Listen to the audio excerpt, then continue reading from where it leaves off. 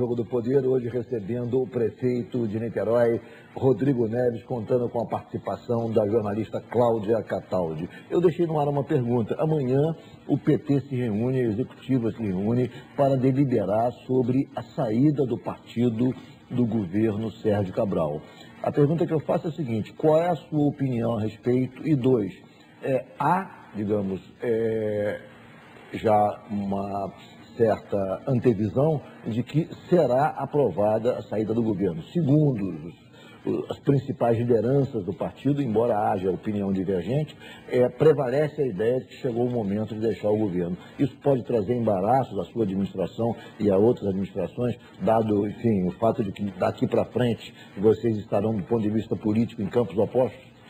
Olha, eu sou o único prefeito do PT na região metropolitana, tenho conversado muito com os outros prefeitos do PT, nós temos 10 prefeitos em todas as regiões do estado. Há uma posição majoritária dos prefeitos de que era importante, que seria importante manter essa aliança, manter essa unidade, exatamente pelo que eu falei no bloco anterior.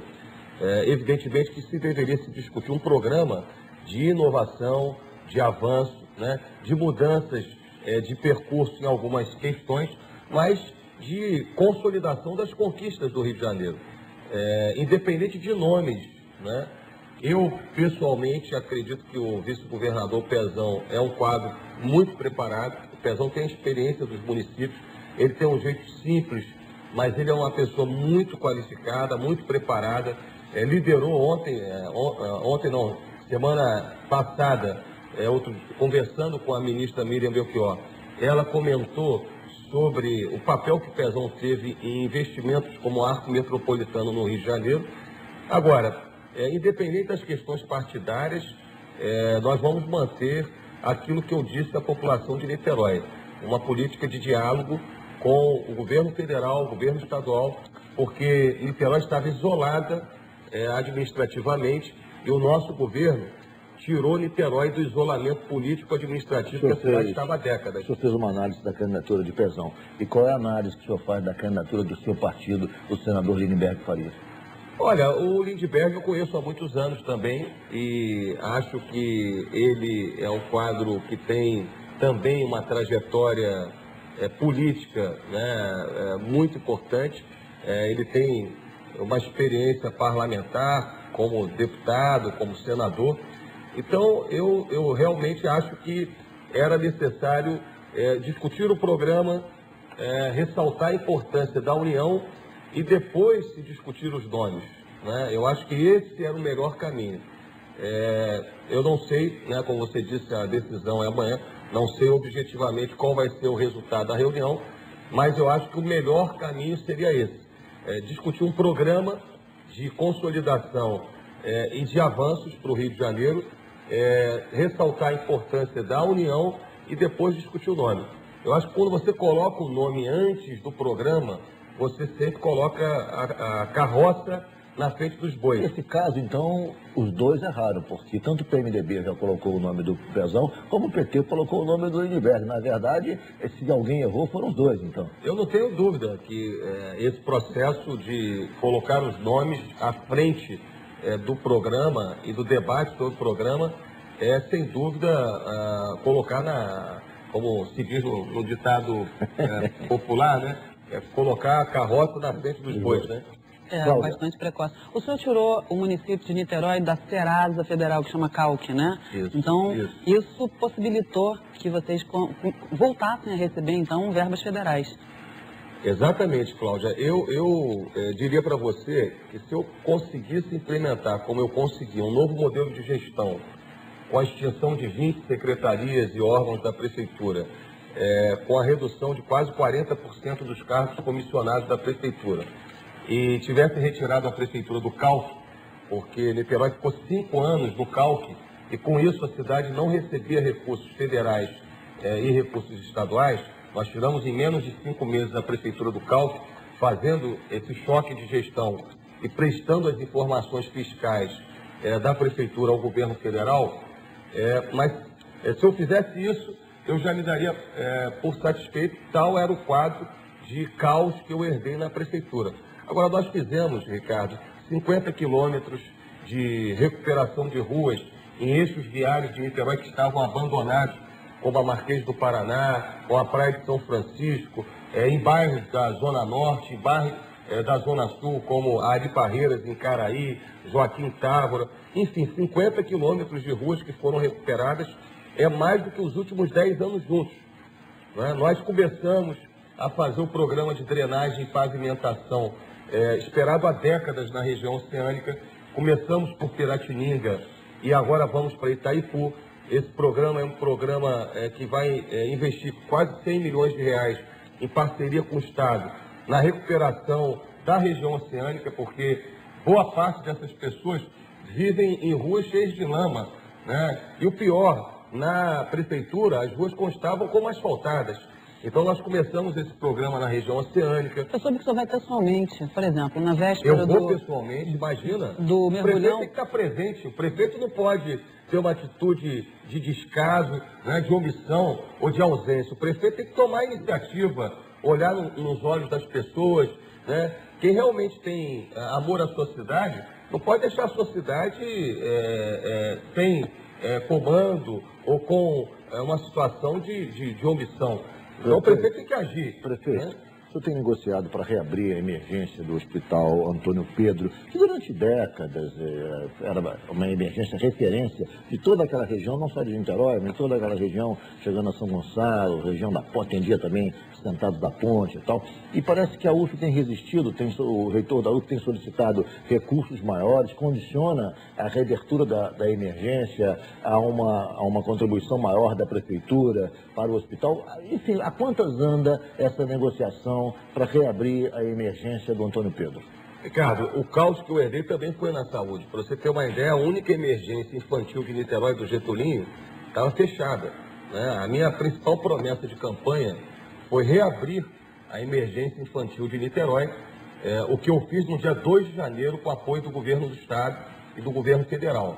O Getulinho, para você ter uma ideia, os telespectadores terem uma ideia, já atendeu 70 mil crianças em 11 meses. O senhor vai implantar também unidades médicas infantis, né? Exato, nós reabrimos a emergência do Getulinho, implantamos uma nova policlínica no Largo da Batalha, que quintuplicou o atendimento naquela região do Largo da Batalha. As pessoas até dezembro eram atendidas num container no Largo da Batalha. Hoje nós temos lá uma policlínica funcionando plenamente. Nós reabrimos médicos de família que tinham sido fechados, como é o caso do médico de família da Grota do Surucucu e no Viçoso Jardim. Então a prefeitura ela está reabrindo unidades de saúde. Então nós fizemos um apelo público, inclusive eu reitero aqui a Universidade Federal Fluminense, que é a minha universidade, é a universidade que eu tenho um excelente diálogo, né, com o reitor, que é um querido parceiro, o Roberto Salles, mas nesse caso do Antônio Pedro, é fundamental que a UF, porque ela tem autonomia com relação a essa decisão, decida pela reabertura do Largo da Batalha. As pessoas até dezembro eram atendidas num container no Largo da Batalha. Hoje nós temos lá uma policlínica funcionando plenamente. Nós reabrimos médicos de família que tinham sido fechados, como é o caso do médico de família da Grota do Surucucu e no Viçoso Jardim. Então a prefeitura ela está reabrindo unidades de saúde. Então nós fizemos um apelo público, inclusive eu reitero aqui a Universidade Federal Fluminense, que é a minha universidade, é a universidade que eu tenho um excelente diálogo, né, com o reitor, que é um querido parceiro, o Roberto Salles.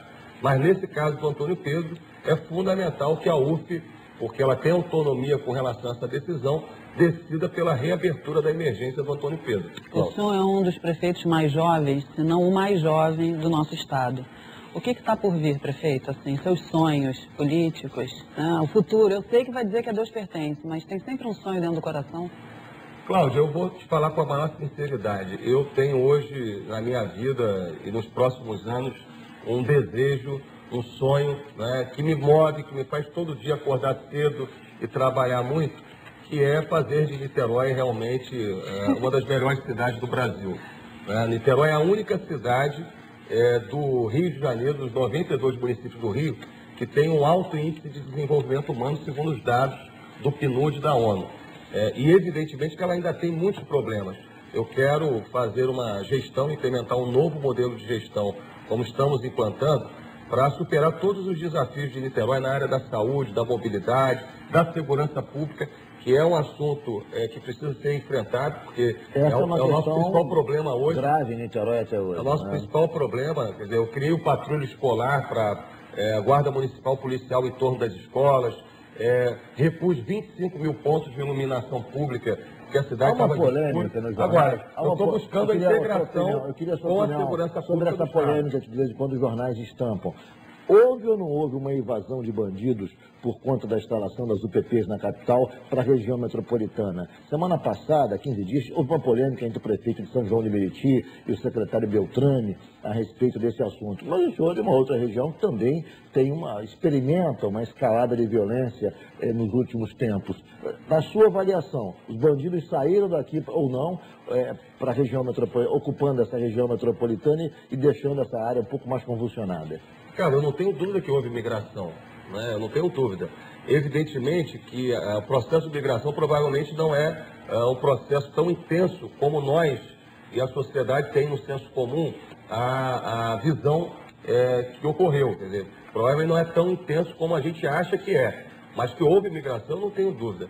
E eu tenho conversado com o secretário Mariano Beltrame, com o próprio governador, e há uma compreensão da necessidade de se ter estratégias para a região metropolitana. Evidente que tem que ter um sentido de urgência e, felizmente, no caso de Niterói, quero aqui fazer esse registro público, o governador e o secretário Mariano determinaram agora, no mês de novembro, um conjunto de medidas que vão ser implementadas a partir de dezembro, com uma companhia destacada no Morro do Estado, no Morro do Palácio, no bairro de Pendotiba, no Fonseca, ou seja, um reforço do efetivo da Polícia Militar e Civil, para a gente devolver a tranquilidade a Niterói, porque realmente segurança é o nosso principal desafio. Nosso tempo se esgotou.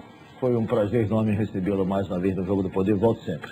Olha, foi um prazer estar com você, com a Cláudia, com os telespectadores, e queria aqui reforçar junto a vocês, junto aos telespectadores, sobretudo de Niterói, que continuem participando, acompanhando, fiscalizando, porque a nossa posição aqui é essa posição, de ser cobrado e de receber de maneira respeitosa as sugestões e as propostas da população para melhorar a nossa cidade. Obrigado, prefeito Rodrigo Neves, obrigado, Cláudia Cataldi. Obrigado a você, E Ricardo. obrigado principalmente a você que nos acompanhou de casa até agora. O Jogo do Poder volta no próximo domingo, às 11h15. Eu espero você. Muito obrigado pela sua audiência e até lá.